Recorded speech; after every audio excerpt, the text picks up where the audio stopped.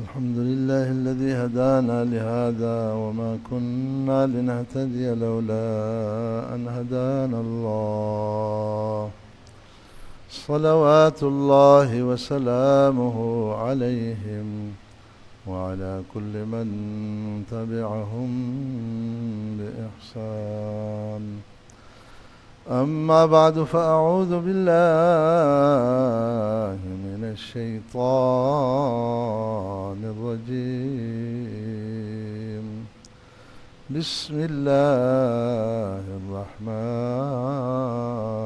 الرحيم وإني لغفار لمن تاب وآمن وعمل صالحا ثم اهتدى صدق الله العظيم وصدق رسوله النبي الكريم. محترم دوستو عزیزوں، رمضان المبارک کا دوسرا عشرہ شروع ہو گیا ہے۔ پہلا عشرہ حدیث پاک میں ہے کہ رحمت ہے، ان رحمت اللہ قریب من المحسنین، قرآن میں ہے۔ رحمت ان لوگوں کو حاصل ہوتی ہے جو اپنے عمل کو اچھے طریقے سے کرتے رہتے ہیں، یعنی جو اللہ والے لوگ ہیں، جو نیک لوگ ہیں، جو کبائر سے بچے ہوئے لوگ ہیں، جو فرائض اور واجبات کی پاسداری کرتے ہیں، وہ تو پہلے عشرے میں سارا کچھ کما لیتے ہیں۔ ان رحمت اللہ قریب من المحسنین، اللہ تعالیٰ کی رحمت اس کو ٹچ ہوتی ہے جو محسن ہو۔ محسن اس کو کہتے ہیں کہ عمل کو اچھے طریقے سے کرے، یعنی شریعت کے مطابق کرے اس کو۔ ہم جیسے جو گنہگار ہیں، ظاہر ہے وہ تو اس رحمت سے فائدہ نہیں لے سکتے۔ کچھ اچھے کام کرتے ہیں، کچھ برے کام کرتے ہیں، کچھ گناہ کرتے ہیں، کچھ نیکی کرتے ہیں۔ ان کے لیے اللہ تعالیٰ نے یہ دوسرا عشرہ رکھا ہوا ہے، کیونکہ اللہ تعالیٰ فیاض ہے، وہ تو کسی کو محروم نہیں فرماتے۔ اللہ تعالیٰ صرف اللہ والوں کا رب نہیں ہے، گناہگاروں کا بھی رب ہے۔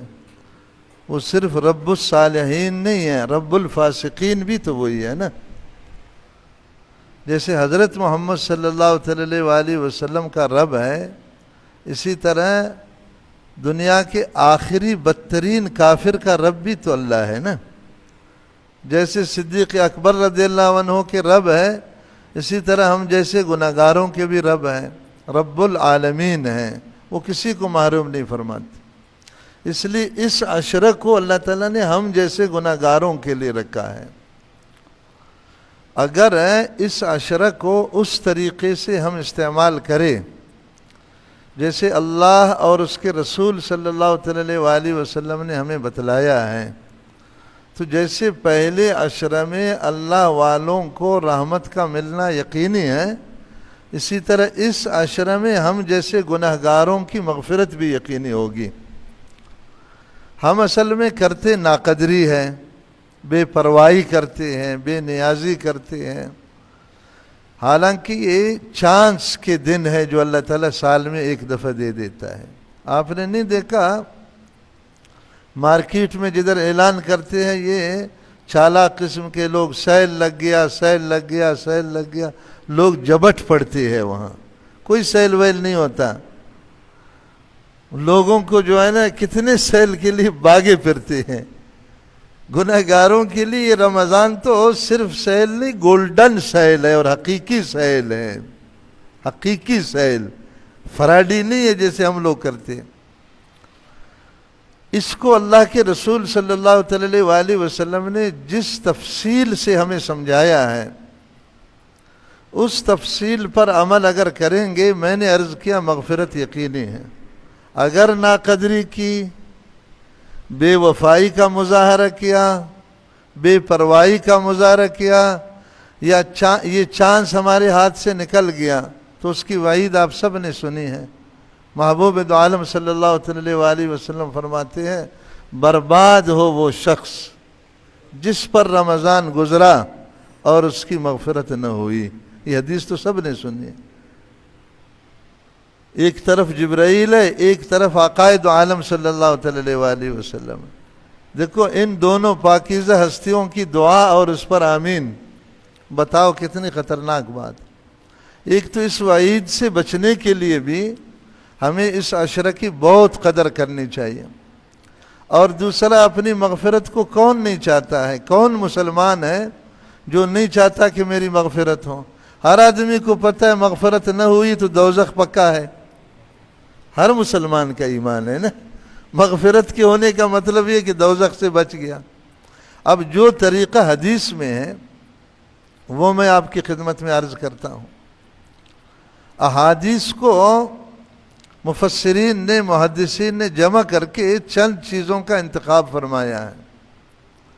فرمایا اس عشرے کا نام عشرہ مغفرت ہی صرف اس وجہ سے رکھا گیا ہے کہ اس میں توبہ کی تلقین اور ترغیب دینا مقصود ہے. اور نام بھی تو رکھ سکتے تھے نا. مسلمانوں کو، گناہگاروں کو اللہ جل شانہ اور اس کے حبیب صلی اللہ علیہ وآلہ وسلم توبہ کی تلقین فرمانا چاہتے ہیں کہ صدق دل سے ان 10 دنوں میں کیا کرو. دیکھو یہ جو آیت میں نے پڑھی ہے اس میں بھی یہی فرمایا وَإِنِّي لَغَفَّارٌ، میں بہت زیادہ معاف کرتا ہوں. لمن تاب، اس شخص کو جو توبہ کرے. وَإِنِّي لَغَفَّارٌ، میں بہت زیادہ معاف کرتا ہوں اس شخص کو جو توبہ کرے. توبہ کے بارے میں یہ عصر کی مجلسوں میں نے کافی تفصیلات عرض کی ہیں. مختصر عرض پھر کرتا ہوں. سب سے پہلی بات یہ کہ تنہائی میں بیٹھ کر اپنے ماضی کے گناہوں کو ہم لوگ یاد کرنا شروع کریں کہ جو نہ کرنے کی چیزیں ہے وہ ہم نے کر لیا ہے، جو کرنے کی چیزیں وہ ہم نے چھوڑ دیا ہے. زندگی ایسے گزری ہے نا. حالانکہ جس لمحہ آدمی بالغ ہو جاتا ہے اگر مسلمان ہے تو اس پر تمام اسلام کے احکامات جو اس سے متعلق ہے لاگو ہو جاتے ہیں. ہم نے نمازوں میں کتنی کوتاہیاں کی، ہم نے روزوں میں کتنی نالائقیاں کی، ہم نے مالی معاملات میں کتنے گناہ کیے. جتنے بھی احکامات ہیں سب کو توڑتے رہے. ہمارے یہاں تو حال یہ ہے کہ 20-25 سال تک وہ جوان بھی اپنے کو بچے سمجھتا ہے، اس کے گھر والے بھی بچے سمجھتے ہیں. آپ نے نہیں دیکھا ہے جب باپ اگر سختی کرے 18 سال کے بیٹے کو نماز کے لیے جگائے تو سب سے پہلے رکاوٹ اس کی ماں بنتی ہے. کہتے ہیں اس کے منہ سے تو میرے دودھ کی بو آ رہی ہے. اور ماحول اس کو کیا کہے گا؟ یار جوانی کے 4 دن ہیں، اس میں مزے کرو. مزے کا معنی شیطان کی غلامی کرو. مزہ تو اللہ کی غلامی میں ہے نا، خاص طور مسلمان کے لیے. تو جوانی تو اس طرح گزار لیتے ہیں. جب کچھ سمجھ بوجھ آ جاتی ہے پھر شادیوں کے چکر شروع ہو جاتے ہیں اور اس میں ہم کتنے احکامات توڑتے ہیں. ہر آدمی کو پتہ ہے.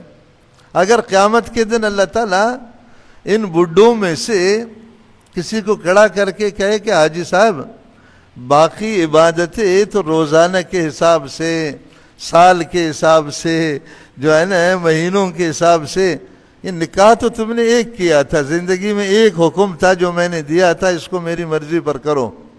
ارے نالائق، اس ایک حکم میں بھی تو نے میری فرمان برداری نہیں کی. ایک کام ہے جو روزانہ ہو رہا ہے، بار بار ہو رہا ہے، تو یار انسان اس میں پھر بھی کچھ حد تک معذور ہو سکتا ہے کہ یار پھسل گیا. ایک کام زندگی میں ایک دفعہ کیا، وہ بھی ٹوٹل شریعت کے خلاف. ان سب کو سوچنا چاہیے یار جب سمجھ بوجھ سے پہلے جو احکامات توڑے، پھر جب سمجھ آ گئی اور شادیاں وادیاں ہو گئی، پھر جو ہم نے گناہ کیے.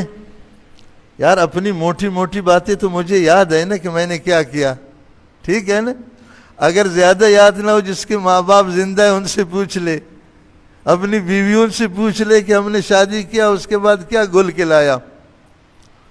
اور پھر جب عقل کامل ہو جاتی ہے 40 سال میں، پھر ہم دنیا مردار کے پیچھے ایسے مارے مارے پھرتے ہیں جیسے شکاری کتا خرگوش کے پیچھے بھاگا بھاگا پھرتا ہے کہ بھائی زیادہ سے زیادہ مال کمایا جائے، زیادہ سے زیادہ دولت جمع کی جائے، زیادہ سے زیادہ عزت پیدا کی جائے، زیادہ سے زیادہ ہمارا نام نمود شہرت ہو، اس میں نہ حلال نہ حرام نہ صحیح نہ غلط، اس میں لگے رہے۔ 60 سال 70 سال میں پہنچا، ابھی تسبیح اٹھایا ہے، ہر وقت اللہ اللہ کر رہا ہے، ٹھیک ہے نا؟ وہ بھی زبان سے تو اللہ اللہ ہے، مگر دل کے اندر وہی دنیا مردار۔ 90 سال کا بڈھا بھی کیا کہے گا؟ دعا کا خدائے حیات ہی رکھے، صحت سر ہے۔ 90 سال کا بڈھا بھی عمر سے سیر نہیں ہوتا ہے نا، اٹھ نہیں سکتا ہے، اس کو جو ہے نا کہو، یہ آپ کو پتہ ہے یہ داڑھیوں کو کیوں خالی کرتے ہیں آج کے لوگ؟ تاکہ لوگ ان کو بڈھا نہ کہے۔ اگر اس کو کہو انکل ادھر آ جاؤ، کہتے ہیں تمہارا باپ انکل ہے۔ ہم بالکل جوان ہیں، یہ جو سفید بال تم کو نظر آ رہے ہیں تو نزلہ سے سفید ہو گئے ہیں، سمجھے نہیں سمجھے؟ یہ ہمارا خاندانی بالوں کی سفیدی ہمارے اندر ایک بیماری ہے جو تو گر سر زوان ہے، سمجھ میں نہیں آئی بات؟ تو یہ پوری زندگی کو سوچ کہ یار شروع میں کیا ہوا، درمیان میں کیا ہوا، پھر اس کے بعد بڈھا ہو گیا، پھر کیا ہوا۔ ابھی بھی اب میں 70 سال کو پہنچا ہوں، 80 سال کو پہنچا ہوں، میرے دماغ میں ہے کہ بھئی اتنی پراپرٹیاں بنانی ہے، اتنے جو ہے نا بینک بیلنس بنانی ہے، اور اتنے پھر وہ بیٹوں کے مسوں کے جو ہے نا مسیحوں کے فکر میں لگ جائیں گے۔ اس کی شادی کرنا ہے، اس کو کاروبار دینا ہے، اس کی نوکری ڈھونڈنا ہے، اس کو فلان کرنا ہے۔ ایسے لگتا ہے جیسے اللہ نے تم کو رازق بنایا ہے کہ تم ان کے لیے رات دن اپنے کو خرکار کا گدھا بناؤ۔ یہ پوری زندگی اس طرح ہم نے گزاری ہے۔ اللہ تعالیٰ چونکہ کسی کو مایوس نہیں کرتے، اس لیے یہ چانس دیا ہے کہ تنہائی میں بیٹھ کر پہلے سوچو۔ کریں گے آج دیکھو دوسرا جمعہ ہے رمضان شریف، تیسرا بھی آئے گا، چوتھا بھی عید آ جائے گی، سارا کچھ ختم ہو جائے گا۔ عصر کے بعد ویسے بہت مبارک وقت ہوتا ہے، خصوصاً جمعہ کے بعد جو عصر کا وقت ہے اس میں ایک ایسی ساعت ہے کہ جو بھی مانگو قبول ہو جاتی۔ اکثر کی رائے ہے کہ وہ جمعہ کے عصر کے بعد، سمجھ میں نہیں آئی؟ پکا وعدہ سوچیں گے، جوان بھی بوڑھے بھی مرد بھی عورتیں بھی، اس کو غور سے سوچے۔ اگر تعلیم ہے تو لکھ لے، یار آنکھوں سے کیا گناہ کیا، کانوں سے کیا کیا، زبان سے کیا کیا، پیٹ سے کیا کیا، شرمگاہ سے کیا کیا، دل سے کیا کیا، میں نے دماغ سے کیا گناہ کیے، نفس سے کیا گناہ کیے، لوگوں کے کتنے حقوق مارے، اپنے لوگوں کے حقوق کتنے برباد کیے، کاروبار میں کتنی حرام خوریاں کی، کتنے لوگوں کو دے کے دیے، سارا کچھ لکھ لے۔ یہ سب سے بڑا حق ہے رمضان شریف کے اس عشرے کا۔ اس کے بعد اللہ تعالیٰ کو حاضر ناظر سمجھ کر اس کا یقین کرے، ابھی یا کل یا 10 دن یا سال 2 سال اللہ کے پاس تو پہنچنا ہے۔ جو نہ پہنچنا چاہے بھی تو پہنچنا ہے نا، کہ یار اگر ابھی میری روح اسرائیل علیہ السلام اٹھا لیتے ہیں، اللہ تعالیٰ کے سامنے کھڑا کرتے ہیں، تو پھر میں کیا کروں گا؟ اپنے دل کے اندر درد پیدا کرے۔ دل کی آگ کو ندامت کہتے ہیں۔ 2 آگیں ہیں، ایک آگ دوزخ کی ہے، دوسری آگ ندامت کی ہے۔ جو ندامت کی آگ میں اپنے کو جلائے تو دوزخ کی آگ سے بچ جاتا ہے، جو ندامت اور پشیمانی کی آگ سے بچتا ہے تو پھر دوزخ کی آگ کے لیے تیار رکھے اپنے کو۔ یہ ایک آگ ہے دل میں پیدا کرے۔ خاص طور افطاری کے ٹائم دیکھتے ہو آدمی کمزور ہو جاتا ہے، پیاس لگ جاتی ہے، ذوف پیدا ہو جاتا ہے، اس وقت خصوصی اللہ تعالیٰ کی رحمت متوجہ ہوتی، سمجھے نہیں سمجھ؟ اس آگ کو گرم کریں کہ اللہ اتنے گناہ لے کر تیرے پاس آؤں گا تو میرا کیا بنے گا؟ ایک ایک گناہ پر دوزخ کی وعید ہے، ایک ایک گناہ پر۔ تو میں تو ایک سبب دوزخ کا نہیں ہے، 500 اسباب ہے، میں کیا کروں گا؟ سب سے پہلے اندر درد پیدا کرنا ضروری ہے، جلن پیدا کرنا ضروری ہے، خوف خدا اتنا پیدا کرائے کہ آنکھوں سے آنسو آنے شروع ہو جائیں۔ یہ ایک کام ہے توبہ کا، رمضان کا یہ حق۔ دوسرے نمبر پر اللہ تعالیٰ سے وعدہ کرے کہ اللہ تعالیٰ جتنے فرائض میں نے ضائع کیے ہیں، واجبات ضائع کیے ہیں، نمازوں میں، روزوں میں، زکوٰۃ میں، حج میں، کئی بڈھے اب بھی انتظار ہے حج میں اس وقت جائیں گے جب بالکل کبڑے ہو جائیں گے۔ یہ مسیحوں کے بھی نکاح ہو جائیں گے، گھر تیار ہو جائیں گے، بیا بابا حج تزی۔ ادھر آپ جاؤ نا سعودی عربیہ میں، پاکستانی اور افغانستانی سارے کبڑے لوگ حج کو آئیں گے۔ عربوں کا کمال ہے، چھوٹے چھوٹے بچے جوان حج میں، سارا دن وہاں آب زمزم سے کفن دلواتے ہیں۔ بھئی کیوں کفن؟ کہتے ہیں پورے اپنے خاندان کے لیے کفن خریدا ہے تو بیت اللہ کفن دے۔ ابو جہلم تو بیت اللہ کے ہو، عبداللہ ابن ابیم تو بیت اللہ کے ہو۔ وہ عرب بیچارے منع کر کے تک جاتے ہیں کہ بابا اس سے کچھ نہیں بنے گا۔ وہ آب زمزم کے پورے نل کے کھول کر اس کو تر کر اپنے ساتھ اٹھاتے ہیں اور وصیت کرتے ہیں مر گیا تو دا۔ بھائی اگر پیغمبر صلی اللہ علیہ وسلم نے اپنی قمیص جس کو پہنایا، یہ واقعہ سب کو پتہ ہے نا، اپنی قمیص پہنایا، اپنا لعاب دہن اس کے منہ میں دے دیا، اور آپ نے باوجود منع کرنے کے جنازہ بھی پڑھایا۔ اللہ نے فرمایا مرضی کچھ کرو ہم معاف نہیں کرے گا۔ استغفر لہم او لا تستغفر لہم ان تستغفر لہم 70 مرۃ فلن یغفر اللہ لہم۔ 70 بار جنازہ پڑھو میں معاف نہیں کروں گا۔ یار پیغمبر جس کے لیے کوشش کر رہا ہے اس کی معافی نہیں ہو رہی، میری اور آپ کی معافی کفن سے ہو جائے گی؟ یہاں سے پاگل بنے پھرتے ہیں یار۔ تو اس میں اللہ سے وعدہ کرے کہ جتنے فرض ضائع کیے، جتنے واجب ضائع کیے، یا اللہ تعالیٰ بس آج سے میں شروع کروں، پکا وعدہ کرے۔ یار اللہ دل کو جانتا ہے کہ وعدہ سچا ہے یا جھوٹا ہے، کسی کو کہنے کی ضرورت نہیں ہے نا، پکا وعدہ۔ اور دوسرے جو حقوق غصب کیے، لوگوں کے حقوق میں نے ہڑپ کیے، اس کے بارے میں بھی اللہ سے پکا وعدہ کرو کہ یا اللہ تعالیٰ علماء سے ایک ایک بات پوچھ کر کے آج سے پکا فیصلہ ہے کہ جس کا مالی حق ہے وہ ادا کرنا شروع کروں گا، جس کا جان یا عزت کا حق ہے خدا تعالیٰ اس سے معافی مانگوں گا۔ نہیں سمجھ رہے ہو؟ یہ تو 10 منٹ میں بھی کام ہو سکتا ہے یا نہیں ہو سکتا ہے؟ ہاں، قضائی تو عصر کے بعد بھی روا ہے، اسی وقت 2 رکعت نماز قضا کا، فجر کی پہلی قضا میں ادا کرتا ہوں، اللہ کو دکھاؤ کہ اللہ تعالیٰ تو دیکھ لو میں نے جو وعدہ کیا اس کو پورا کر رہا ہوں۔ 100 روپیہ نکال کر رکھو، یا اللہ جو میرے اوپر زکوٰۃ وکات میں ڈنڈی ماری ہے یہ اس کی طرف سے وصول ہو۔ جتنا کر سکتا ہے انسان۔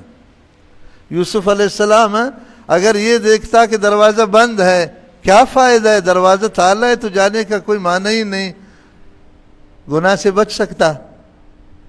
اب دیکھو انہوں نے کہا دروازے تک تو میں جا سکتا ہوں، ٹھیک ہے نا، دروازے پر پہنچے تو تالا ٹوٹا ہے نا، یا ادھر بیٹھے بیٹھے ٹوٹا ہے۔ ہاں، گرچ رکھنا نیست عالم را پدید، خیر یوسف وار میں باید دوید۔ اگرچہ راستہ نظر نہیں آتا، بالکل ہی ہر طرف سے بند ہے، مگر جدھر تک کھلا ہے ادھر تک تو یوسف علیہ السلام کی طرح پریشانی میں بھاگ تو جاؤ، پھر اللہ کی مدد آتی ہے۔ اللہ کی مدد کا بھی ایک اصول ہے نا، آپ بٹن کو دبائیں گے تو پنکھا چلے گا نا، ادھر بیٹھے پھونکے مارتے رہیں گے، روتے رہیں گے، پنکھا چلے گا؟ قرآن خود کہتا ہے وَلَقَدْ ہَمَّتْ وَهَمَّتْ بِهِ وَهَمَّ بِهَا لَوْلَا أَن رَأَىٰ بُرْهَانَ رَبِّهِ۔ اگر یوسف علیہ السلام کے ساتھ اللہ کی مدد نہ ہوتی تو وہ گناہ میں مبتلا ہو جاتا۔ اب بتاؤ یار، تو وہ ادھر تک بھاگے، اللہ کی رحمت فوراً متوجہ ہو گئی، تالا کھلا، دوسرا ٹوٹا، تیسرا۔ ہمیں شیطان مایوس کرتا ہے، دوغون ڈیر گناہ دے ٹھول یوند سود کے 1302 نمبری کے، ساری زندگی جھوٹ بول بول کر پیسہ کمایا، یہ بڑی بڑی بلڈنگیں ازما وس کے نستا کے زدابا اس توبہ کو۔ یہ شیطان ہے، جتنا وس میں ہے اتنا تو کر سکتا ہے نا، جیسے میں نے کہا 100 روپیہ تو نکال سکتا ہے، پھر یومیہ 10 روپے تو دے سکتا ہے، وصیت تو لکھ سکتا ہے، یا یہ بھی بس میں نہیں ہے؟ ہاں، اگر یہ بھی نہیں کرے گا تو مجرم ہے، خطرناک مجرم ہے۔ جو وس میں ہے وہ آج سے شروع کرنا ہے۔ یار آپ نے دیکھا ہوگا یہ ہائی وے پر جہاں درخت لگے ہوتے ہیں، آپ دور سے دیکھیں گے تو راستہ آگے بند ہوا ہوتا ہے، نہیں ہوتا؟ آپ آگے جاتے جاتے راستہ کھلتا جاتا ہے۔ یہ دین کا معاملہ بھی ایسا ہے، پہلا قدم اٹھانا پڑے گا۔ سیڑھی کے 100 قدم ہیں، 100ویں قدم پر کیسے آدمی پہنچ سکتا ہے کہ پہلے قدم پر پہلے پاؤں رکھے نا؟ یہ جس نے کہا نا ازما وس کے نستا بس خدای ماتے دوزخ دے بارہ پیدا کر دے زی تو بس دوزخی ہے، بس ایسا آدمی کبھی کامیاب نہیں ہو سکتا۔ اللہ نے کسی کو دوزخ کے لیے نہیں بنایا ہے۔ اللہ نے خود کہتا ہے وَلَا يَرْضَىٰ لِعِبَادِهِ الْكُفْرَ، اللہ تعالیٰ خوش نہیں ہے کہ میرے بندے کفر کرے، قرآن میں ہے۔ اللہ اپنے بندوں کی نافرمانی پر خوش ہے تو اتنے انبیاء کو کیوں بھیجے؟ اتنے انبیاء کو تکلیفیں کیوں دلوائی؟ اتنی کتابیں آسمان سے کیوں نازل کی؟ اتنے اسباب ہدایت کے کیوں بنائے؟ اللہ تو چاہتا ہے کہ ہم اللہ والے بن جائیں۔ سمجھ میں آ گئی بات؟ یہ سب سے پہلا کام ہے جو اس عشرہ میں ہمیں کرنا ہے یا نہیں کرنا ہے؟ شیطان کہے گا صبا سقبیہ شروع کروں، تو شیطان کو کہو صبا کی کوئی گارنٹی ہے؟ کسی جوندے مرم بیا استا پلار بیا حساب رکھے۔ شیطان کہے گا صبا، آپ کا کہنے نن دا کار تو حال کسی نن کو، ٹھیک ہے؟ حدیث پاک میں ہے، اس حدیث کو سب یاد کرو کہ رمضان شریف میں 4 آدمیوں کی مغفرت نہیں ہوتی، سب حقوق سے متعلق۔ نمبر 1، جو اپنے ماں باپ کا نافرمان ہو، عقوق الوالدین۔ یار ماں باپ بھی کیا چیز ہے، واللہ کیا چیز ہے۔ اللہ نے اپنی نافرمانی کو عقوق نہیں کہا ہے، یہ بہت نکتے کی بات بتا رہا ہوں، یہ سن لے یہ جو مولوی ادھر بیٹھے ہیں۔ وَمَنْ يَعْصِ اللَّهَ وَرَسُولَهُ، جو اللہ کی نافرمانی کرے گا، اللہ کے رسول صلی اللہ علیہ وسلم کے ماں باپ کے نافرمانی کا نہیں کہا ہے قرآن حدیث میں، عقوق الوالدین بار بار آیا ہے۔ عق کہتے ہیں ٹکڑا ٹکڑا کرنا، کسی کاغذ کو یا کسی کپڑے کو یا کسی چیز کو ٹکڑا ٹکڑا کرو، پھینک دو۔ مفسرین نے لکھا یہ کیوں، اس میں حکمت کیا ہے، نکتہ کیا ہے کہ اللہ تعالیٰ اپنی نافرمانی کو نافرمانی کہتا ہے، ماں باپ کے نافرمانی کو نافرمانی نہیں کہتا ہے، کہتا ہے ٹکڑا ٹکڑا کرنا ان کے دل کو۔ فرمایا اس لیے کہتا ہے کہ ماں باپ کو اتنی محبت ہوتی ہے اولاد سے، اتنی محبت ہوتی ہے اولاد سے، اتنی محبت ہوتی ہے کہ اللہ کے سوا کوئی اس کا پیمانہ نہیں لگا سکتا۔ اس کے ہر رونگٹے میں، یار آپ نے نہیں دیکھا ہوگا کئی ایسے بچے ہوتے ہیں نا جو جن کو خصوصی بچے کہتے ہیں، معذور بچے۔ آپ نے نہیں دیکھا ہے کہ کوئی ملازم کو اگر آپ 50,000 تنخواہ دے دو وہ بھی 2 مہینے بعد جواب دے دے گا۔ پوری زندگی ماں باپ ان کو سنبھالتے ہیں نہیں سنبھالتے؟ ہاں، محبت نہ ہو تو کوئی کر سکتا ہے؟ ایمان سے بتا۔ شادی کے بعد جب بچہ ہو جاتا ہے نا تو ماں باپ کا مزاج ہی بالکل بدلتا ہے۔ ویسے اگر یہ عید کے دنوں میں مارکیٹ میں ماں اور باپ جاتے ہیں تو اپنے لیے کپڑے ڈھونڈتے ہیں نا، اپنے جو ہے نا کمروں کو سجانے کے لیے چیزیں۔ ایمان سے بتاؤ، جو بچے والے بچوں کی چیزیں پہلے ڈھونڈتے ہیں یا اپنے لیے چیزیں ڈھونڈتے ہیں؟ چھوٹے چھوٹے بوٹ ڈھونڈ رہی ہوگی ماں، باپ سے پوچھ رہی ہوگی یہ میرے بیٹے کے برابر ہے یا نہیں ہے، یہ میری بچی کے برابر ہے یا نہیں ہے۔ ایمان سے بتاؤ، عید کے دن خوشی 100% اپنے بچوں کو دیتی ہے ماں یا خود خوش ہو جاتی ہے؟ تو ذرا بھی اس کے دل کو خراب کرنا، اس کو ٹکڑا ٹکڑا کرنا ہے۔ اللہ تعالیٰ کو تو اللہ تعالیٰ ہمارے جسمانی دل سے پاک ہے، اللہ کا دل کیا ٹکڑا کر سکتا ہے؟ کوئی نر کا، کوئی ماں کا لال کر سکتا ہے؟ ہاں، محبوب دو عالم صلی اللہ علیہ وسلم کو اللہ نے ایسا دریا دل بنایا ہے، ساری کائنات کا غم اٹھا رہے ہیں۔ حضور کے دل کو بھی کوئی شیشہ نہیں کر سکتا۔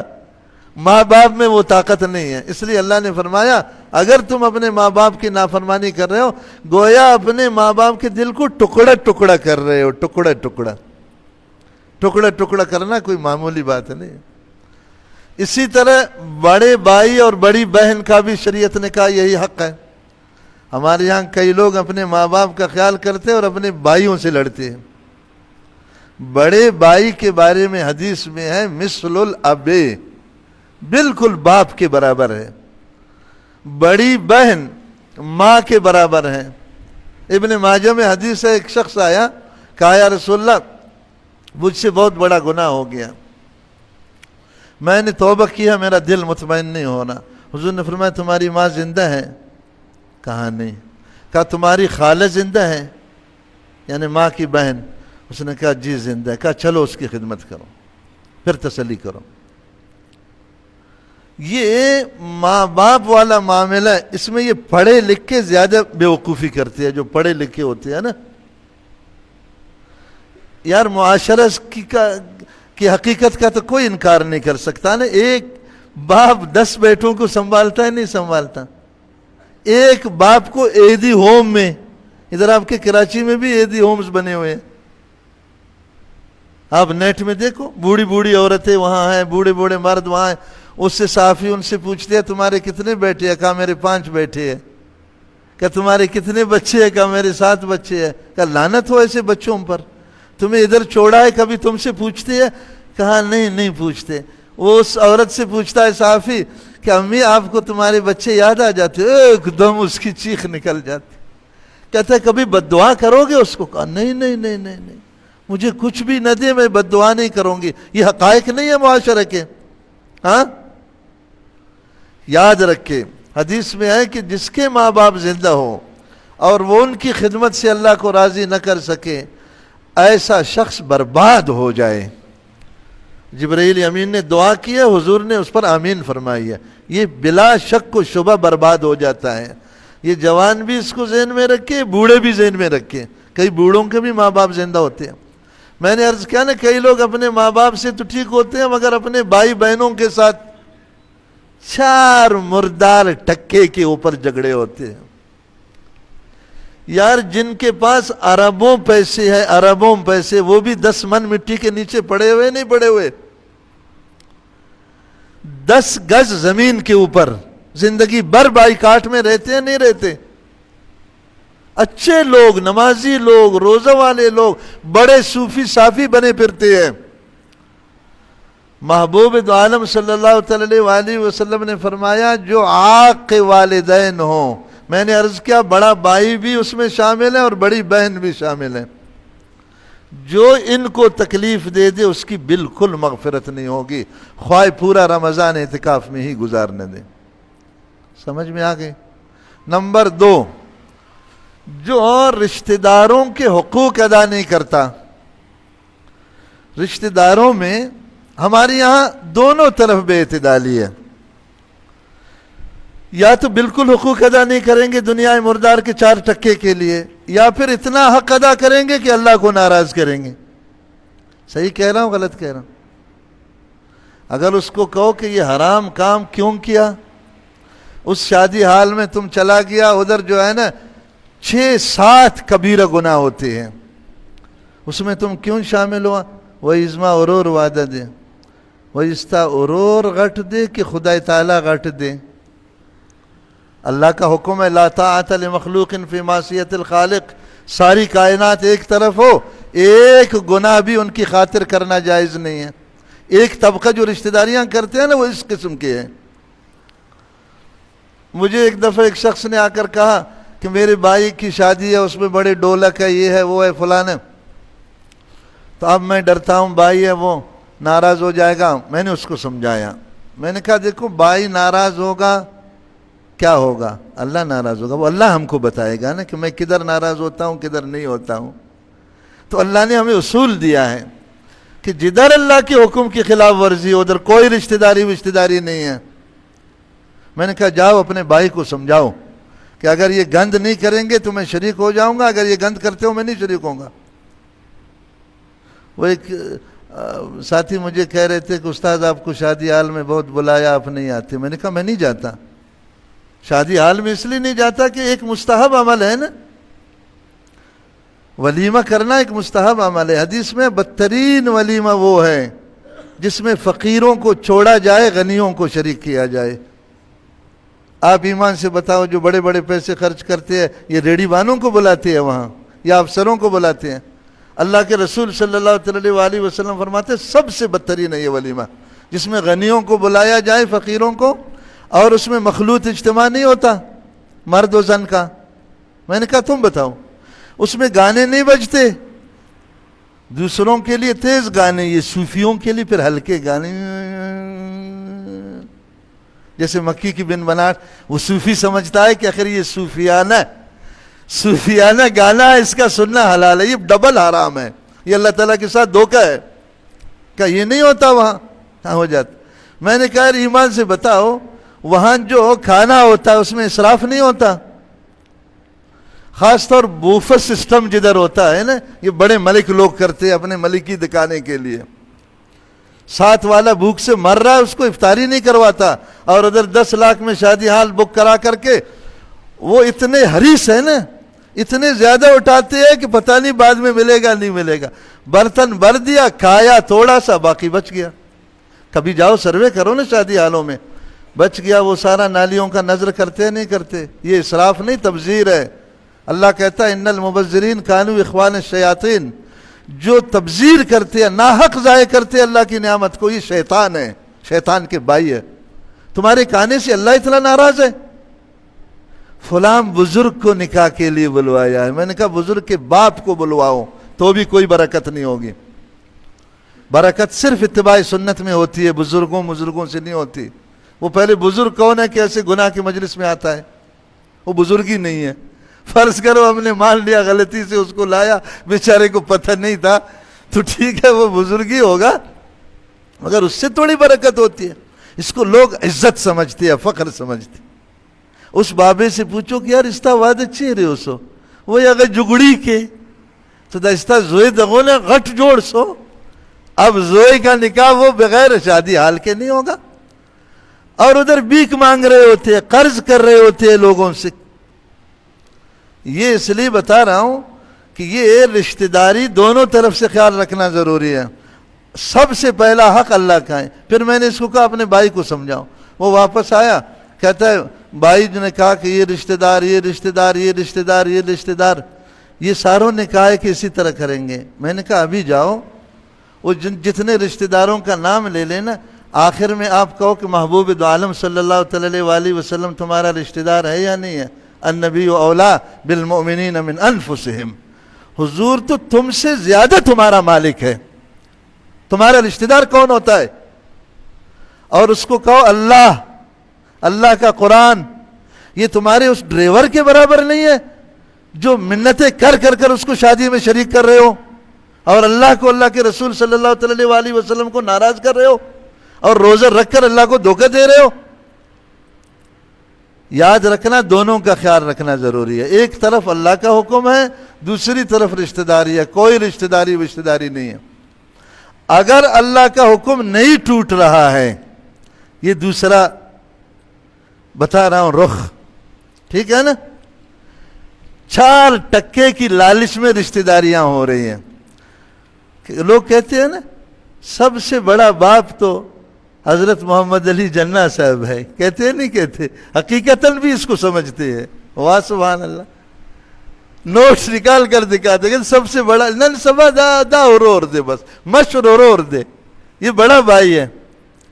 آپ کو پتہ ہے جیسے نماز پڑھنا فرض ہے، اسی طرح رشتہ داری نبھانا فرض ہے.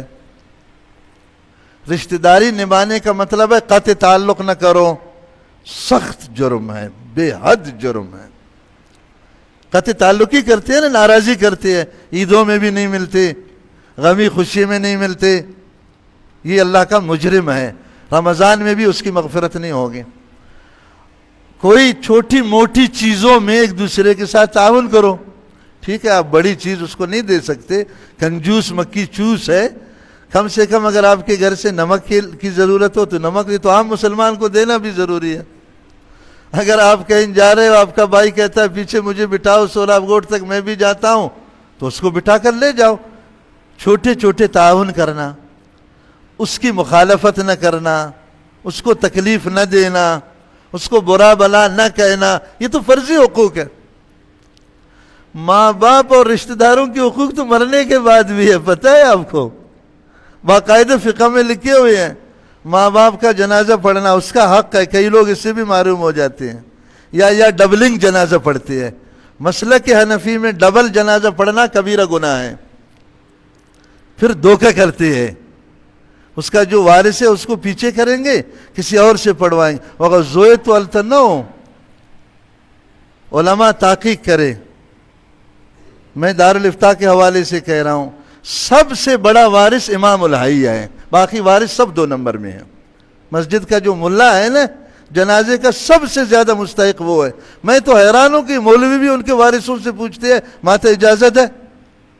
بھی خدا تعالیٰ مقرر ہے کہ تسو کے اجازت واڑی، امام الحی سے جنازہ پڑھاتے ہیں، اس کے بعد پھر ڈبل جنازہ پڑھاتے ہیں۔ حضرت شاہ عبدالعزیز صاحب رحمۃ اللہ علیہ کو ایک جنازہ میں لایا، بہت بڑا جنازہ تھا۔ جب صفیں لگ گئی، حضرت آگے کھڑے ہو گئے، کسی نے کہا حضرت اس کا پہلے جنازہ ہوا ہے۔ کھڑے ظالموں، پہلے کیوں نہیں بتایا؟ اپنی لاٹھی اٹھائی، کہا السلام علیکم ورحمۃ اللہ وبرکاتہ، واپس نکل گئے۔ یاد رکھنا اس مسئلے کو، مذہب حنفی میں ڈبل جنازہ پڑھنا حرام ہے، کسی صورت میں جائز نہیں ہے۔ دھوکہ جو اللہ کے ساتھ کرے گا، اللہ کو پتہ ہے دھوکہ کر رہا ہے، معافی اس ترتیب سے ہوگی جو شریعت نے کہا ہے۔ 50 جنازہ بھی اگر غلط پڑھیں گے کوئی مغفرت نہیں ہوگی، ایک جنازہ صحیح پڑھیں گے اس سے بھی امید مغفرت ہے۔ بات سمجھ رہے ہو؟ تو یہ ماں باپ کا کہہ رہا ہوں، قریبی رشتہ داروں کا کہہ رہا ہوں، جنازہ میں شامل ہو جائے، حق ہے باقاعدہ، بلا وجہ اگر شامل نہیں ہوتے ہیں مجرم ہے یہ۔ اس کے تجہیز تکفین کرنا یہ حق ہے اس کا، اس کے بعد اس کے قرضوں کی ادائیگی مرنے کے بعد حق ہے۔ لوگ سمجھتے ہیں نا ماں باپ مر گیا جان چھوٹ گئی، نہیں چھوٹتی۔ وہ اگر قرضدار مرے ہے، اس پر دیون ہے، اس پر لوگوں کے اموال ہے، اس کے لیے تا حیات کوشش کر کے ان کو ادا کرنا، ان کی وصیتوں کی بجا آوری کی کوشش کرنا، یہ صریح احادیث میں یہ حقوق وارد ہے۔ ان کے رشتہ داروں سے رشتہ باقی رکھنا، ان کے دوستوں سے دوستی باقی رکھنا۔ ہوتی ہے نا ماں باپ کو دوستی کسی سے تھی کسی وجہ سے، اب بیٹا کہتا ہے میرا اس سے کیا لینا دینا ہے، تمہارا کیوں نہیں لینا دینا، تم مسلمان ہو یا ہندو ہو؟ مسلمان کو تو اللہ نے حکم دیا ہے ماں باپ کے دوستوں کے ساتھ دوستی، حق ہے اس کا، مرنے کے بعد حق ہے۔ اس کا بھی قبر میں سوال ہوگا کہ تم نے حق ادا کیوں نہیں کیا۔ سمجھ میں آ رہی ہے باتیں؟ نہیں آ رہی؟ خدا کرے کہ باتیں میری سمجھ میں بھی آ جائے، آپ کی سمجھ میں بھی آ جائے، تاکہ رمضان کا حق ادا ہو جائے۔ کئی لوگ اپنے ماں باپ کو دفن کر کے بالکل آزاد ہو جاتے ہیں، خیال کرو آزادی کا کوئی اختیار نہیں۔ اللہ کا حق ادا کرنا، رشتہ داروں کا حق ادا، یعنی رشتہ داروں کے ساتھ اس حد تک حسن سلوک کرنا کہ اللہ کا حق ضائع نہ ہو۔ چھوٹی چھوٹی چیزوں پر بت گنڈے بنانا، جیسے ہمارے یہاں ہوتا ہے، وہ جب اس نے شادی کی تو ہم سے پوچھا بھی نہیں، اب ہم واللہ کہ اس کو اپنی شادی میں بلائے، کہتے ہیں نہیں کہتے؟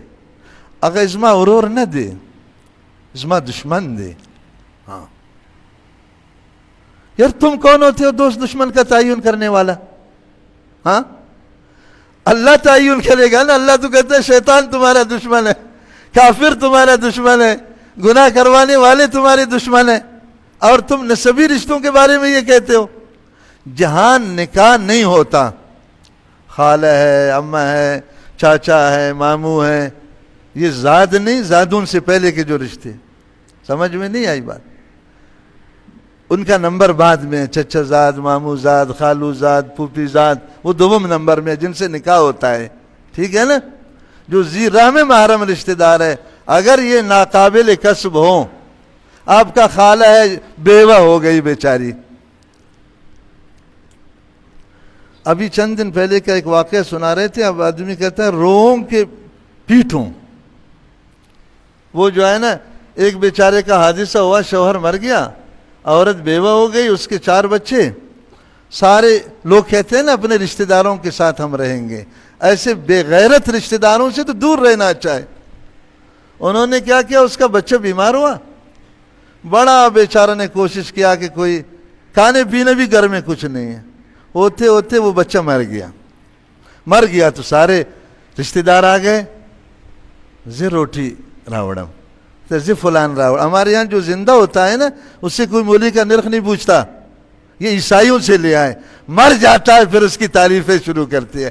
عیسائیوں کو نہیں دیکھا قبروں پر جا کر کے پھول رکھتے ہیں, دا سے سڑے ہو دا جی کس سے وائے ہم تھا دا بس یہ فرشتہ ہو. اور اگر زندہ پوچھو وہ تو شیطان پلار دے, دا علاقہ کے شیطان راضی نہ گر سر حاجی دلے دے. صحیح کہہ رہا ہوں غلط کہہ رہا ہوں؟ یہ عیسائیوں کا نظریہ ہے. علماء کے ساتھ بھی یہی کرتے ہیں, جو علماء زندہ ہیں ان کی بالکل قدر نہیں کریں گے, ان سے دین نہیں لیں گے. مر گیا دا سے اللہ والا سڑے, دا سے عالمان تو ڈیر کم راضی دنیا کے, بس سے واحدہ سے حضرت صاحب ہو آغا صاحب ہو. تو ابھی کیا فائدہ؟ شیطان معلوم ہے کیوں ایسے کرتا ہے, تاکہ قبر پرستی, پیر پرستی, قبروں سے مدد مانگنا یہ رواج میں آ جائے. بھائی زندہ کی تعظیم کرے گا, اس کی قدر کرے گا تو یہ چیزیں نہیں ہوں گی نا, شرک تو نہیں ہوگا, اور ادھر شرک کے دروازے کھلیں گے. اب کچھ دنوں بعد وہ بیچارہ چیخے, وہ بیوہ, اس کے شوہر کے بھائی بھی, اور سارا کیس اس کا موجود ہے. پھر بعد میں جو ہے نا عدالت میں یہ کیس گیا, روٹی 2 ٹائم کا روٹی بھی نہیں ہے. اب دوسرا بچہ اس کا بیمار ہوا. اب جب بیمار ہوا تو چھوٹا بچہ ہے شیر خوار, ابھی شیر خواری کو چھوڑا, وہ نہیں تو چھوٹے چھوٹے باتیں کرتے ہیں, 2.5 سال 3 سال کے بچے. کہتا ہے جب وہ بہت پریشان ہو گئے, کھانا وانا بھی نہیں مل رہا تھا, تو وہ کہہ رہا تھا امی پریشان مت ہو جاؤ, یہ بھائی مر گیا پھر ہم کو کھانا ملے گا. ڈوب مرنے کا مقام نہیں ہے مالداروں کے لیے, رشتہ داروں کے لیے. ان کو دفن نہیں کرنا چاہیے, گڑانی میں نہیں پھینکنا چاہیے ایسے رشتہ داروں کو. ایمان سے بولو, یہ جنت میں جائے گا یہ شخص جو ذی رحم محرم رشتہ دار ہے, جن سے نکاح نہیں ہوتا, اگر وہ مجبوری میں ہے, اس کا خرچہ فرض ہے, فرض جیسے زکوٰۃ فرض ہے. کبھی کسی نے سوچا ہے اس کو؟ آ کر مسئلہ پوچھتی ہے, اسما خالہ ڈیر مجبور ادا کا تو صدقہ فطر درکاؤں. میں کہتا ہوں صدقہ فطر نہ, مکمل راشن فرض دے استابان میں, 100% ماہانہ راشن دینا ضروری ہے. نہیں ہوتے ایسے, کئی معذور بوڑھے ہوتے, اٹھ نہیں سکتے بیچارے, کسی کام کے نہیں ہوتے, تو ان رشتہ داروں کو آگ لگا دیں گے جو ایسے موقع میں بھی, یعنی اللہ اگر فرض نہ بھی کرتا تو انسانیت بھی تو ایک چیز ہے. ایسے آدمی کی مغفرت نہیں ہوگی رمضان میں, خواہ بھلے لیلۃ القدر میں بیٹھا رہے. 2 باتیں یاد رہیں گی. تیسرا, وہ شخص جو کینہ پرور ہو. کینہ پرور, ایک ہوتا ہے نا بغض. بغض کا معنی ہے کہ آدمی کو اچھا نہیں لگتا ہے دوسرا اس کو. کئی لوگ ایسے ہوتے ہیں نا, وہ سمجھتے ہیں دنیا میں صرف ہم زندہ رہے, باقی سب مر جائیں. ہاں, یہ سوک سرا مزما جڑا نہ برابر ہے, اپنی بزرگی بیان کرتے ہیں. سمجھا نہیں سمجھے؟ واہ سبحان اللہ. یعنی اللہ کی مخلوق کو اپنے سے کم سمجھ کر, اپنے کو بڑا مان کر, اپنے چھوٹے سے کسی جائز ناجائز عمل کو دیکھ کر اپنے کو بزرگ سمجھ کر. امام غزالی رحمۃ اللہ علیہ نے لکھا ہے کہ ایسے لوگ جو ہے نا کبھی کبھی جب جوش میں آتے ہیں نا, ایسے 2 نمبر صوفی, جب دیکھتے ہیں کہ کسی کے ساتھ ان کا نہیں بنتا, اس کو کوئی نقصان ہوا نا, وہی بس خدائے ریا کے نہ راوڑی ماں سر عرصوں کے اچھل کہی نا بس دغا حال جوڑی. یہ ان کے تکبر کا حال ہے. یہ 5ویں صدی کا بزرگ لکھ رہا ہے احیاء العلوم میں. کہتا ہمارے ساتھ جو ہم تو پہنچا ہوا ہے, ہم تو پیغمبر خدا کے برابر ہے علیہ باللہ, ہمیں کوئی گالی دے گا, ہمیں کوئی تنگ کرے گا, ہمیں دغا حال جوڑی ہوگا نا داجت, اس سارے خلاص سو نا. ایسے لگتا ہے کہ اسلام کی ہوا بھی نہیں لگی ہے ہم کو. ہوا لگتی بھی تو عقل ٹکانے پر آ جاتی. کینہ اس کو کہتے ہیں کہ اس سے نفرت شروع کرے اور پھر بدلہ لینے کے سوچے. دیکھو پہلے آدمی کو نفرت ہوتی ہے نا کسی سے، کوئی انبن ہو گئی، یا ویسے غریب ہے بیچارہ ہے جس کے پاس دنیا کے 4 مردار ٹکے ہیں، وہ سمجھتا ہے ہم بڑا آدمی ہے، یہ کس کھاتے کا ہے، یہ تو کچھ بھی نہیں ہے۔ کئی لوگ نہیں کہتے ایسوں کے خون بہا ہماری جیب میں ہے، یہ قبائلی لوگوں سے پوچھو ایسے ایسی بڑی بڑی باتیں کرتے ہیں، ہے یا نہیں ہے؟ یہ پھر نفرت جب بڑھتی ہے تو پھر اس کو نقصان پہنچانے کی کوشش کرے گا یا اس کے نقصان پر خوش ہوگا۔ نقصان پر خوش ہونا یا نقصان کی کوشش کرنا، اس کو کینہ کہتے ہیں۔ حدیث شریف میں سیدھا دوزخ میں جائے گا، بالکل سیدھا، دوسروں کو تو پھر بھی آگے پیچھے کر کے ڈالا جائے گا نا، اس شخص کو سیدھا، مسلم شریف کی روایت، سیدھا دوزخ میں، اور کوئی راستہ نہیں ہوگا۔ یار رمضان میں بھی اگر ہم اپنے دلوں کو سیدھا نہیں کرتے تو میرا خیال ہے کہ بیت اللہ میں بھی ہمارے دل سیدھے نہیں ہوں گے، یا غلط کہہ رہا ہوں؟ خدا کے لیے معاف کرنا سیکھو۔ کس آدمی کو تکلیف نہیں ہوتی ہے دنیا میں؟ کس آدمی کے رشتہ دار اس کو نہیں تکلیف دیتے؟ کس آدمی کے ہمسایہ اس کے ساتھ ہر وقت اچھا سلوک کرتے ہیں؟ یار یہ تو ممکن نہیں ہے۔ اللہ خود کہتا ہے بعضکم لبعض عدو، ہم نے تمہیں فطری دشمن بنایا ہے۔ قرآن میں ہے نہیں ہے؟ آدم علیہ السلام کو جب اتارا گیا، اللہ نے فرمایا ہم تمہیں اولاد دے دیں گے اور سب ایک دوسرے کے دشمن ہوں گے۔ کیا ہوں گے؟ پھر بھی کہتا ہے دشمنی مت کرو۔ یہی تو امتحان ہے۔ امتحان اسی کو تو کہتے ہیں نا کہ آپ کی مرضی کے خلاف کام ہو۔ مرضی کے خلاف کام نہیں ہوتا ہے تو پھر امتحان کس چیز کا ہے؟ آپ بچے کو امتحان کرتے ہو کہ یار یہ چور ہے یا سچا ہے، یا اپنے ملازم کو، تو ایسے کوئی اس کو زیادہ پیسے دے دیتے ہو، دیکھو وہ اس کو محفوظ رکھتا ہے یا نہیں رکھتا۔ امتحان تو اس طرح ہوگا نا۔ تو یہ نہ سمجھنا کہ بھائی میں واحد ایسا آدمی ہوں کہ لوگ مجھ سے زیادتی کرتے ہیں، سوال پیدا نہیں۔ اللہ کے پیغمبر کو لوگوں نے نہیں چھوڑا، حضور کے ساتھ کم زیادتیاں کی لوگوں نے۔ ہاں اوذیت ما اوذی احد، حضور فرماتے ہیں مجھے اتنی تکلیف دی گئی کہ کائنات میں کسی کو نہیں دی گئی۔ سب سے بڑے آدمی کو سب سے زیادہ تکلیفیں دی گئی، مگر حضور نے اپنی ذات کے لیے کوئی بدلہ لیا؟ حضرت واشی جب آئے نا، اپنے منہ پر کپڑا ڈالا ہوا تھا اور کہا کہ میں امان لینے آیا ہوں، حضور نے آواز سے پہچانی، فرمایا واشی ہے۔ حالانکہ حضور نے اعلان فرمایا تھا واشی جدھر ملے اس کی گردن اڑا دو، جدھر بھی ملے۔ 9 آدمیوں کے نام دیے تھے فتح مکہ سے پہلے، جدھر بھی ملے گردن اڑاؤ۔ تو کہا کہ میں امان لینے آیا ہوں، مجھے امان دے دو آپ۔ حضور نے فرمایا میں کون ہوتا ہوں امان نہ دینے والا؟ میرا اللہ کہتا ہے وَإِنِ اسْتَجَارَكَ أَحَدٌ مِّنَ الْمُشْرِكِينَ اسْتَجَارَكَ وَإِنْ أَحَدٌ مِّنَ الْمُشْرِكِينَ اسْتَجَارَكَ فَأَجِرْهُ، میں نے امن دے دیا۔ پھر انہیں اپنا چہرہ کھولا، حضور نے فرمایا وحشی سچ بتاؤ کیسے حمزہ کو مارا تم نے؟ واہ سبحان اللہ، حضور کے دل سے یہ بات لی جا رہی تھی، درد تھا اندر۔ اس نے سارا قصہ سنا کہ میں جس کا غلام تھا، اس نے مجھے کہا کہ محمد صلی اللہ علیہ وسلم کو مارو، یا حضرت علی رضی اللہ عنہ کو مارو، یا حضرت حمزہ کو مارو۔ میں تو آپ کو مارنا چاہتا تھا۔ آپ کے قریب آیا تو جانثار ایسے کھڑے تھے کہ کوئی مکی قریب نہیں آ سکتی تھی۔ میں مایوس ہو گیا، حضرت علی رضی اللہ عنہ کے پاس گیا، میں نے دیکھا اس کی تلوار تو الگ چلتی ہے، اس کی آنکھیں اتنی تیز چلتی ہے کہ چاروں طرف سے وہ ہر چیز کی نگرانی کر رہا ہے۔ بڑی کوشش کی، اس پر قادر نہیں ہوا۔ حضرت حمزہ کے پاس گیا تو 2 تلواریں اس کے پاس تھی، وہ ایسے چیر کر کے کافروں کے صفوں کو کسی کی گردن ادھر اڑا رہا تھا، کسی کا ادھر اڑا رہا تھا۔ میں نے موقع پایا، ایک پتھر کے نیچے پیچھے اپنے کو چھپایا، جب وہ اس تیزی میں آ گیا بس میں اٹھ گیا اور میں نے وار کیا۔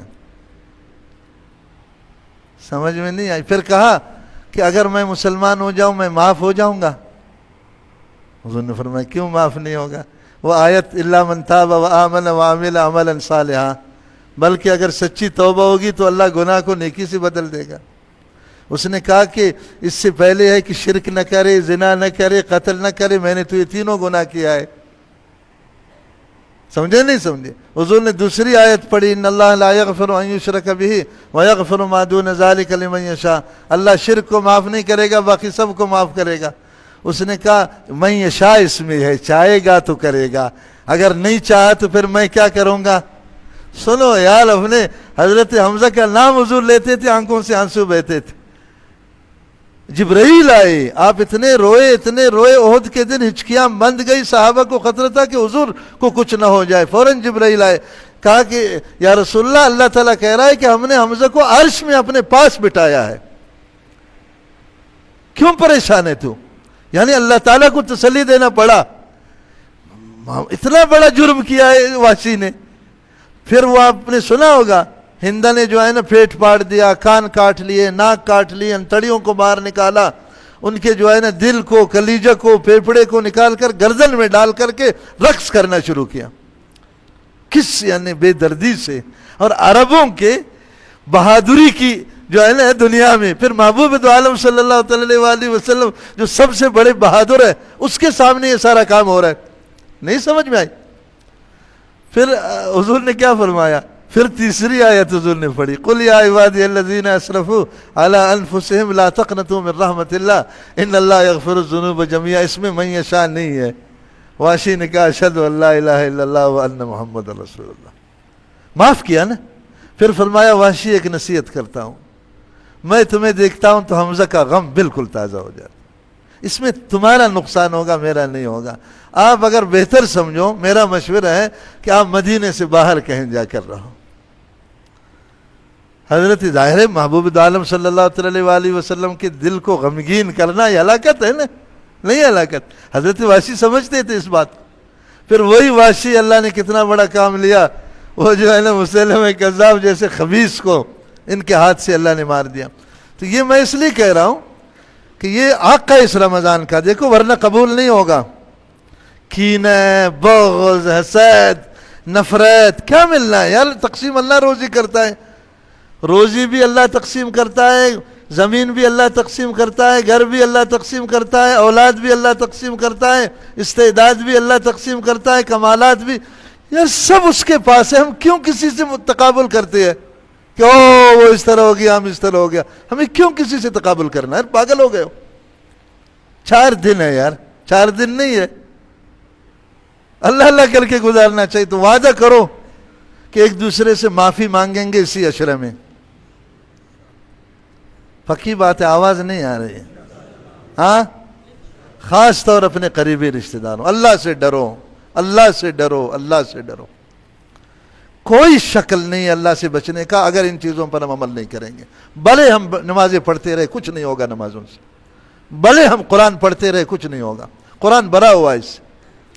4 نمبر پر شرابی کا ذکر فرمایا. یہ 3 یاد ہو گئے نا؟ والدین کے نافرمان، رشتہ داریوں کو توڑنے والے، کینہ رکھنے والے، بغض رکھنے والے. 4 نمبر پر مدمن خمر، جو عادت کے طور پر شراب کا عادی ہے.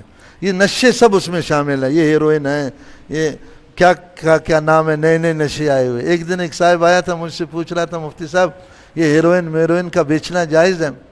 میں نے کہا یہ مفتیوں کا مسئلہ نہیں ہے، یہ ہم سے مت پوچھو. کہا کس سے پوچھو؟ میں نے کہا ادھر جو جوان روزانہ 2-3 مرتے ہیں نا، ان سے جا کر پوچھو، یا ان کے ماں باپ سے جا کر پوچھو، ہم سے مت پوچھو. صحیح جواب دیا نا؟ خدا کے بندو، اللہ کا خوف کرو، اللہ سے ڈرو. ایسے لگتا ہے کہ اس قوم کو مرنا نہیں ہے. یار تمہارا جوان بچہ ہو، آپ بتاؤ اس کا یہ حال ہو، تم برداشت کریں گے؟ کئی عورتیں ہیں اکولتے بیٹھے ہیں، ان کے باپ بھی نہیں ہے اس کا، وہ ان نشے کی لت میں مبتلا ہے. جو لوگ اس کام میں ملوث ہے وہ اللہ کے سامنے منہ دکھا سکیں گے؟ ہاں یار، اگر مخلوق سے شرم نہیں تو اللہ کا خوف تو ہونا چاہیے بحیثیت مسلمان کے. کیا خیال ہے؟ تو یہ نشہ کا جو کاروبار کرتے ہیں ان کی بھی مغفرت نہیں ہوگی. پکی بات یاد رہے گی. یہ کام کرنا ہے نہیں کرنا ہے. دیکھو آیت کا پھر ترجمہ کرتا ہوں، انی لغفار، میں بہت معاف کرتا ہوں، لمن تاب، اس شخص کو جو توبہ کرے. توبہ کا طریقہ میں نے آپ کو بتایا. وآمن وعمل صالحا، پکا ایمان لائے اور اچھا عمل کرے. ثم اہتدی، پھر سیدھے راستے پر چلے. کیا کرے؟ یعنی توبہ کرتے وقت پکا ارادہ ہو کہ صحیح ہونا ہے. کئی دفعہ شیطان خبیث ایسے سمجھتا ہے نا جیسے ہم ایک تاجر کو دھوکہ دے سکتے ہیں، الیاذ باللہ اللہ کو بھی دھوکہ دے سکتے ہیں. ایسے نہیں ہونا چاہیے. اس وقت دل میں پکا فیصلہ ہو کہ ہر حال میں وہی کروں گا. اور ساتھ میں یہ بھی اللہ سے مانگے, یا اللہ تعالیٰ تو جانتا ہے اتنے گناہ کیے کہ میں حساب نہیں کر سکتا, اگر تو نے میری مدد نہیں کی تو میں تو نہیں بچ سکتا ہوں. حضرت ڈاکٹر عبدالعلی صاحب رحمۃ اللہ علیہ ایک عجیب بات فرماتے تھے, میں اپنی زبان سے تو یہ نہیں کہہ سکتا, چھوٹا منہ اور بڑی بات, حضرت تو بہت بڑے آدمی. فرماتے تھے دعا میں اللہ کو کہو, یا اللہ اگر ہدایت نہیں دیتا ہے پھر قیامت کے دن دیکھو ہم کو عذاب مت دینا. سمجھے نہیں سمجھے؟ ابھی بتا رہا ہوں آپ کو, ہم کو ہدایت دے دو, سیدھا کرو ہم کو, ٹھیک ہے نا. ہمارے بس میں نہیں ہے سب کچھ, تمہارے بس میں. اگر سیدھا نہیں کرتا ہے پھر قیامت کے دن مجھے مت بولنا کہ یار کیوں ٹیڑھا ہو گیا. سمجھ میں نہیں آئی بات؟ ہاں ڈاکٹر صاحب فرماتے تھے یہ بھی دعا میں کہو, کیونکہ حدیث میں ہے نا ان قلوبنا ونواسینا وجوارحنا بیدک, یا اللہ ہمارے دل, ہمارے اعضاء, ہماری پیشانی سب تیرے ہاتھ میں ہیں. لم تملکنا منہا شیئا, کوئی چیز ہمارے بس میں نہیں ہے. یا اللہ تو اگر سیدھا راستہ دکھائے گا تو ہم چل سکیں گے, نہیں دکھائے گا تو نہیں چل سکیں گے. کریں گے اس کی کوشش.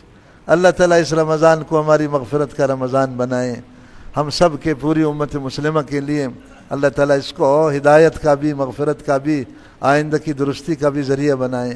اس جمعہ بھی ہے, رمضان بھی ہے, اس میں دعائیں بہت قبول ہوتی ہیں. ملکی حالات کے لیے بھی سب بھائی دعا کرے. آپ کو پتہ ہے کتنے مہنگائی, بدامنی, پریشانی. ملک ہوگا تو ہم زندہ رہیں گے نا, ملک کو کچھ ہو گیا تو ہم کیسے زندہ رہیں گے. نفسی نہیں کرنی چاہیے, اہل ملک کے لیے دعا کرنی چاہیے, تمام مسلمانوں کے لیے خصوصی دل سے دعا کرنی چاہیے.